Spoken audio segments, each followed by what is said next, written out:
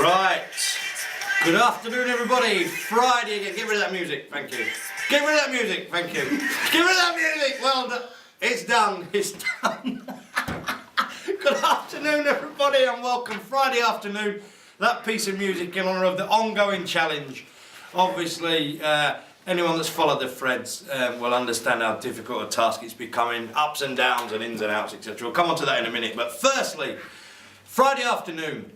Here, Bannisters HQ again, all new, all singing, all dancing news.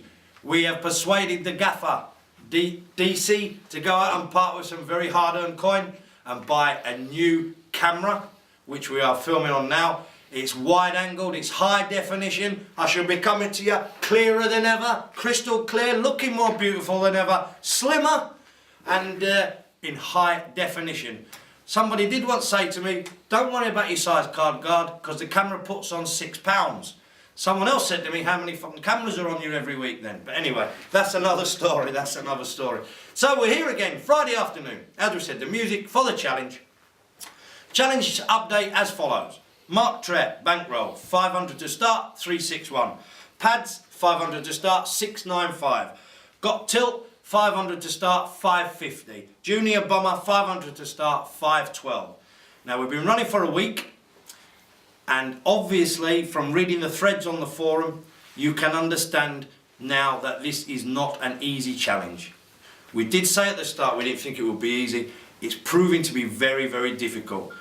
Pads, I think, has probably found his niche with the games that he's playing.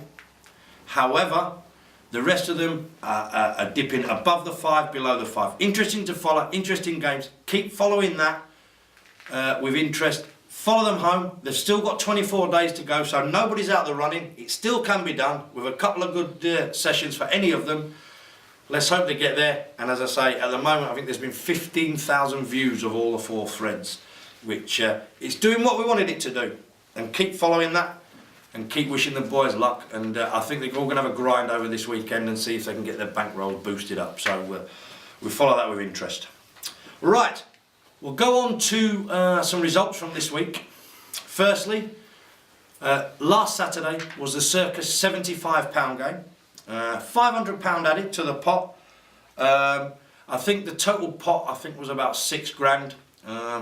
Fair few runners again, fairly good game, some notable faces there. Coity turned up again, DC was there, I was there for 10 minutes. There was a few people in. Got down to the final at 10 to 12. Still going at 1:45, the final. So they decided to do a 10-way chop. Oh. Never in the history of poker has a final table been chopped 10 ways. However, they all took 530 quid each, I think, and the guy who was a chip leader at the time took 800. Works for them. Happy days for the couple of short stacks that were sat there. Ooh, what are you doing, guys? Anyway, including the chop, the Sensation, Stumpy, Laughing Gravy, and Andy Wilson. So, you know, not a bad night's work, 500 quid. Got to ask yourself 10 ways, that's a bit overly... impressive. No, I forgot what I was going to say. My brain's gone completely blank, but you know what I mean. 10 ways is, you know, in my eyes, I should have waited for a cup to go out. But then on to the Tuesday game at Circus, the 500 added, another absolutely jam-packed field, 140 players plus some alternates. The prize pool 8 grand, and again 6-way chop at about 5:30 in the morning. One of the NPF members got a chop in that as well, and that was Camel Toe, who chopped at Aspers, I think, not so far back as well, so seems to be in good form. But basically, you know, there's a trend developing at the moment for chopping up these tournaments, carving them up too many ways as far as I'm concerned. Last night at Circus, apparently, 50 runners in the tournament. When there was 34 left, they decided to do a chop, and they all made an extra £2.75 each. So well played, everybody. Hope you enjoyed your money for your kebab on the way home.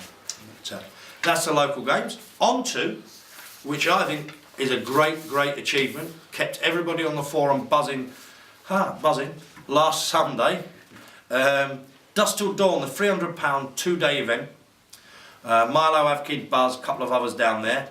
And Buzz made the final table and finished a very, very, very superb third for just over 9k. 16k for second, 27k for first, but 9k. Awesome achievement, young man. You know, everybody knows the exit hand. Everyone's got their own opinions on that. Whatever the opinion is, still an absolutely fantastic achievement to come third in such a class field. And it shows you that it can be done, because the guy that won it this month had already won it in March. So, well played, Neil. I'm sure he'll be back down there to have another crack next month, and let's hope that you go even higher than the third place. But a great, great, great result. And on to another great result. The EPT in London, the women's event, 120 runners, £200 game.